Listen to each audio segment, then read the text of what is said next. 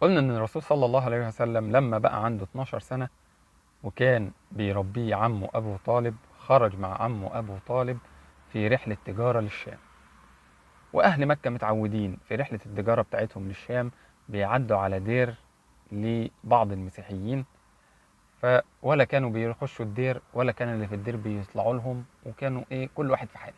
في المرة دي كان قائد الدير أو الراهب الأكبر في الدير كان اسمه بحيرة أو بحيرة، كان واقف بيبص على القوافل اللي معدية، وبص على القافلة اللي كان فيها الرسول صلى الله عليه وسلم، فحس إن فيها حاجة مختلفة عن بقية القوافل.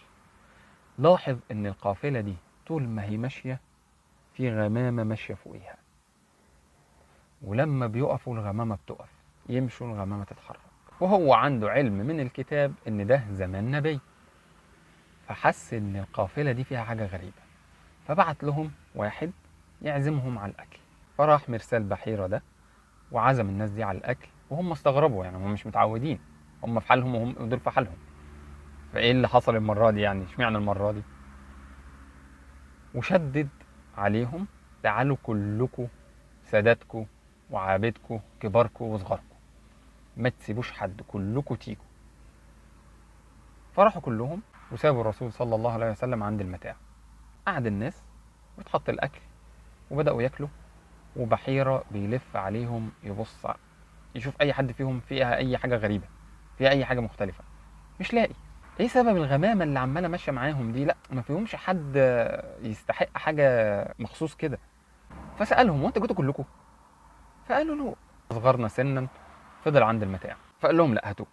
فلما جه الرسول صلى الله عليه وسلم وشافوا الراهب بحيرة، قال: هو ده السبب. قعد الرسول صلى الله عليه وسلم عشان يأكل، وقعد جنبه بحيرة وبدأ يتكلم معاه: اسمك محمد بن عبد الله، منين؟ من مكة. عندك كام سنة؟ 12 سنة. فبحيرة عايز يسأله ويشدد عليه في السؤال، فبيسمع أهل مكة لما حد يجي يشدد على حد في السؤال يقول له: سألتك باللات والعزى، أصنامهم آلهتهم. هو طبعا مش مؤمن بالأصنام ديت، بس هم بيسمع الناس بتقول كده. فراح قايل للرسول صلى الله عليه وسلم: سألتك باللات والعزى. فالرسول صلى الله عليه وسلم قال له: لا تسألني باللات والعزى، فوالله ما أبغضت شيئا بغضي لهما، بكره الأصنام. فبحير قال له: إذا سألتك بالله. قال له: فاسألني بالله. وبدأ يكمل كلامه، وعمال يسأله على حاجات ليها علامات عندهم في الإنجيل، ويلاقي العلامات منطبقة على الرسول صلى الله عليه وسلم. لحد ما خلص كلامه طلب من الرسول صلى الله عليه وسلم وريه ظهره.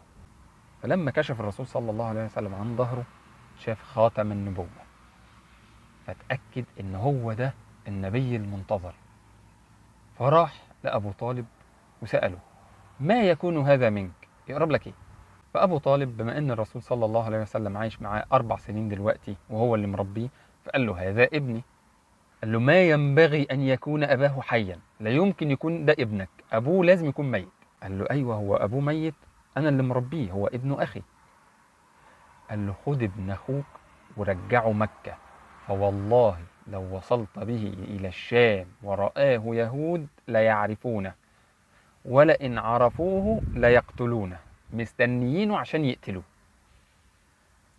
فأبو طالب خاف وأرجع الرسول صلى الله عليه وسلم مكة، وكمل هو على الشام. ودي قصة الرسول صلى الله عليه وسلم مع الراهب بحيرة. اللهم صل وسلم وزد وبارك على نبينا محمد وعلى آله وصحبه والتابعين. اللهم آمين.